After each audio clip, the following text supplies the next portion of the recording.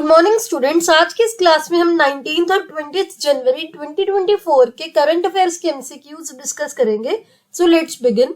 The first question is the IUCN status of Tibetan brown bear is.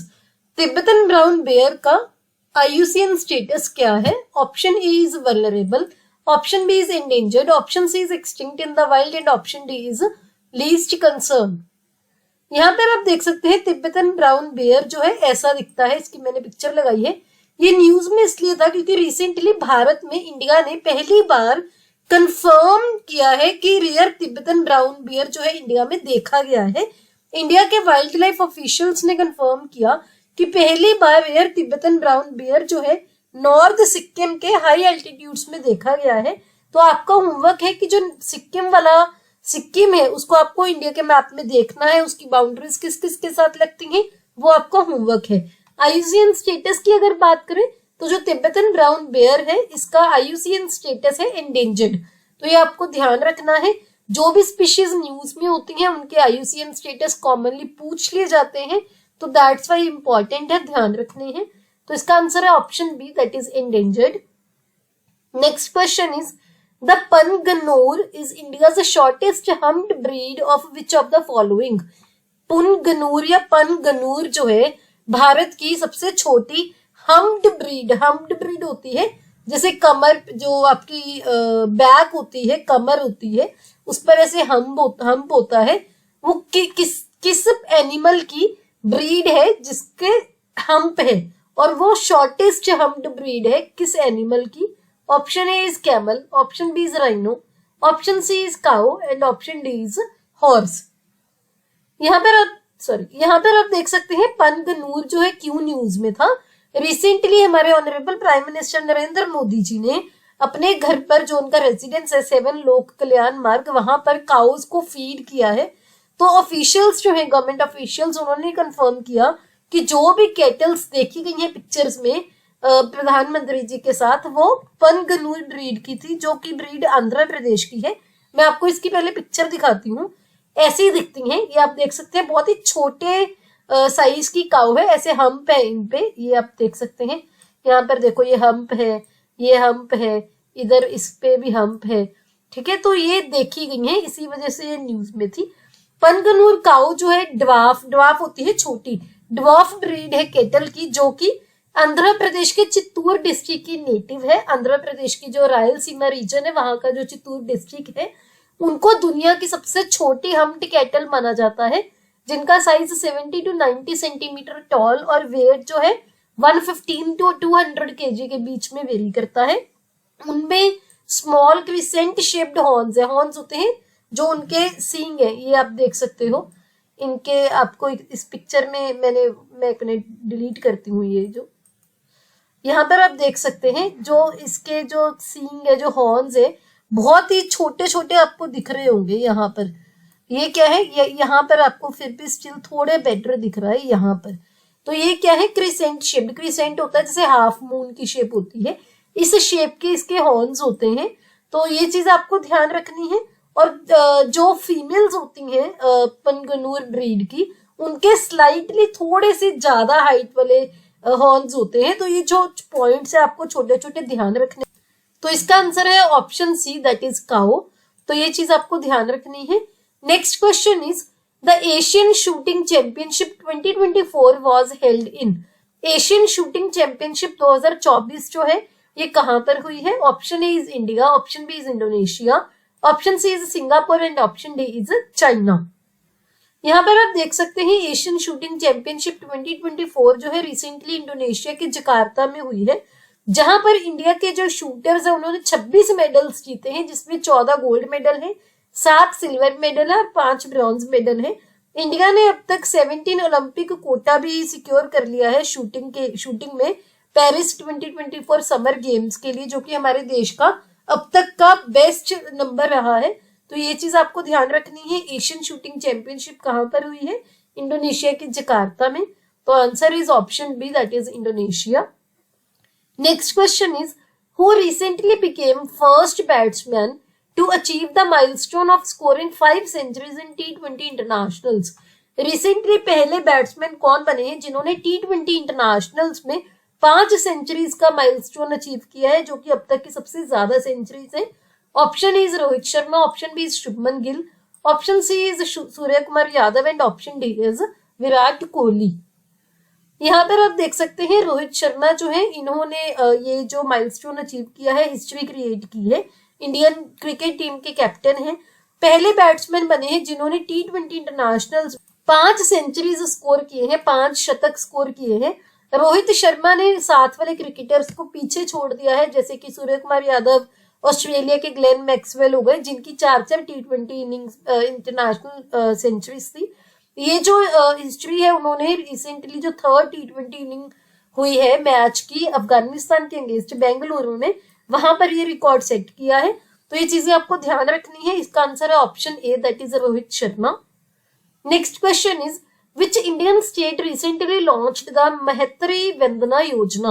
Bharat के कौन से राज्य ने रिसेंटली महत्री वंदना योजना लॉन्च की है? Option is Andhra Pradesh, option B is Arunachal Pradesh, option C is Chhattisgarh and option D is Uttarakhand. यहाँ पर आप देख सकते हैं मैत्री वंदना योजना जो है छत्तीसगढ़ ने लॉन्च की है। इस इनिशिएटिव के अंडर वहां की जो राज्य सरकार है वो क्या करेंगी, 1000 रुपए लेडीज को देगी हर महीने। कौन सी लेडीज को? जो 23 से लेकर 60 साल की उम्र में उनका एज ग्रुप है, जो विडोज है, विडोज होते हैं जो विधवा है, ऑर्फन्स है, अनाथ है, अबेंडेंड है, जो सेपरेट हुई है, वो भी इसके लिए एलिजिबल है। सिर्फ मैरिड वमेन ही छत्तीसगढ़ की एलिजिबल होंगी इस एज ग्रुप की, जिनकी सालाना इनकम जो है वो 2.5 लाख से कम नहीं हो 2.5 लाख से कम होनी चाहिए। तो ये जो है वहां पर स्कीम लॉन्च की गई है। पूरे साल में उनको 12,000 रुपए दिए जाएंगे, एक हजार हर महीने के हिसाब से। तो इसका आंसर है option C, that is Chhattisgarh. Next question is the project for artificial reefs has been launched in which state in India? Project for artificial reefs जो है वो भारत के कौन से राज्य में लॉन्च की गई है? Option A is Orissa, option B is Gujarat, option C is Andhra Pradesh and option D is Kerala. यहाँ पर आप देख सकते हैं, सबसे पहले मैं आपको रीफ्स की पिक्चर दिखाती हूँ। जैसे अंडर वाटर ऐसे बने होते हैं, ये नेचुरल रीफ की पिक्चर है, ये आर्टिफिशियली क्रिएट की गई है रीफ। तो ये ऐसी होती है रीफ्स जो होती हैं। जो ये प्रोजेक्ट है आर्टिफिशियल रीफ्स का, ये विजिंजम जो कि एक जॉइंट इनिशिएटिव है सेंट्रल और स्टेट गवर्नमेंट का केरला में, वहां पर लॉन्च किया गया है। इसका एम क्या है? जो फिशरमैन है उनकी इनकम को बढ़ाना, कैसे उस रीजन में फिश की पॉपुलेशन को बढ़ाकर। पहले फेज में 6300 आर्टिफिशियल रीफ्स जो है वो 42 फिशिंग विलेजेस में क्रिएट की जाएंगी केरला के तिरुवनंतपुरम डिस्ट्रिक्ट में। ये जो रीफ्स हैं ये आर्टिफिशियल हैबिटेट क्रिएट करेंगी समुद्र के फ्लोर पर, जिससे जो फिश है उनकी ब्रीडिंग के लिए फेवरेबल कंडीशंस क्रिएट की जाएंगी और वो सस्टेनेबल वहां पर सरवाइव कर पाएंगी। आर्टिफिशियल रीफ क्या है? एक मैन मेड स्ट्रक्चर होता है जो कि नेचुरल रीफ के कुछ कैरेक्टरिस्टिक्स को हम कॉपी करते हैं। रीफ एक रिज होता है मटेरियल का, ऐसे रिज होता है मटेरियल का, या फिर ओशियन के सरफेस के पास होता है। नेचुरल रीफ्स क्या है? जो वो बनी होती है पत्थरों से, रॉक्स से, या फिर जो कोरल्स होते हैं उनके जो छोटे छोटे एनिमल्स के स्केलेटन्स होते हैं उनको कोरल्स बोलते हैं, उनसे। तो ये आपको ध्यान रखना है। आर्टिफिशियली भी हम क्रिएट करते हैं, नेचुरली भी एग्जिस्ट होती हैं। तो इसका आंसर है option D, that is Kerala. ऐसी एग्जांपल्स आप अपने क्वेश्चंस में कोट भी कर सकते हैं। Next question is the report breaking the vicious circles of informal employment and low paying work was released by which of the following organisation? Breaking the vicious cycles of informal employment and low paying work, ये जो report है किसने जो है release की है? Option is World Bank, option B is International Monetary Fund, option C is Organisation for Economic Cooperation and Development and option D is United Nations. यहाँ पर आप देख सकते हैं OECD यानी कि Organisation for Economic Cooperation and Development, इन्होंने report release की है जिसका नाम है breaking the vicious circles of informal employment and low paying work. ये जो रिपोर्ट है, इस रिपोर्ट ने इनफॉर्मल एम्प्लॉयमेंट जो है, जो अभी एग्जिस्ट करती है, उसको इन्वेस्टिगेट किया और जो चैलेंजेस आते हैं कि इनफॉर्मल एम्प्लॉयमेंट से हम कैसे जो है लोगों को फ्री करवाएं, उस चैलेंजेस को भी इन्वेस्टिगेट किया। OECD की अगर बात करें, Organisation for Economic and Development की, ये एक यूनिक फोरम है जहां पर 37 डेमोक्रेसीज की 37 लोकतंत्र की सरकारें जो है जहां पर मार्केट बेस्ड इकोनॉमीज है वो एक साथ कोलेबोरेट करती हैं और सस्टेनेबल इकोनॉमिक ग्रोथ के लिए पॉलिसी स्टैंडर्ड्स को डेवलप करती हैं। और इसके हेडक्वार्टर्स हैं फ्रांस के पेरिस में। तो ये पॉइंट्स आपको ध्यान रखने हैं। इसका आंसर है option C, that is OECD। Next question is the Panama Canal connects which continents of the world. Panama Canal जो है वो जो वो दुनिया के कौन से कॉन्टिनेंट्स को कनेक्ट करती हैं। Option A is Asia and Europe, option B is North America and South America, option C is South Africa and Antarctica and option D is Australia and Asia. यहाँ पर आप देख सकते हैं पनामा कैनाल जो है, पहले मैं आपको मैप में दिखाती हूँ। यहाँ पर आप देख सकते हैं सो जो पनामा कैनाल है ये कहाँ पर है, अटलांटिक ओशन और पैसिफिक ओशन के बीच में लाई करती है, इनको कनेक्ट करती है। और ये नॉर्थ अमेरिका और साउथ अमेरिका दो कॉन्टिनेंट्स को आपस में कनेक्ट करती है। तो ये आपको मैप में दिखाया गया है। पनामा कैनाल रिसेंटली न्यूज में इसलिए थे क्योंकि वहां पर सोका ड्रॉट जो है वो वहां पर जो कैनाल है सफर कर रही है, जिसकी वजह से जो अथॉरिटीज है उनको शिप्स जो वहां से क्रॉस करती हैं वो काफी कम करनी पड़ी, ऑलमोस्ट 40% कम करनी पड़ी। पनामा कैनाल अटलांटिक कैरिबियन सी जो है, अटलांटिक ओशन में कैरिबियन सी को पैसिफिक ओशन से कनेक्ट करती है और नॉर्थ अमेरिका को साउथ अमेरिका से कनेक्ट करती है। And it is one of the 2 most strategic artificial waterways in the world.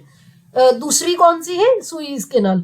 Swiss canal कहां पर लाई करती है, किस किस को कनेक्ट करती है, वो आपका क्वेश्चन है, आपको कमेंट सेक्शन में बताना है कि सुइज कैनाल किस किस को कनेक्ट करती है।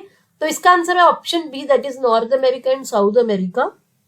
Next question is the stripe rust mainly affects which crop.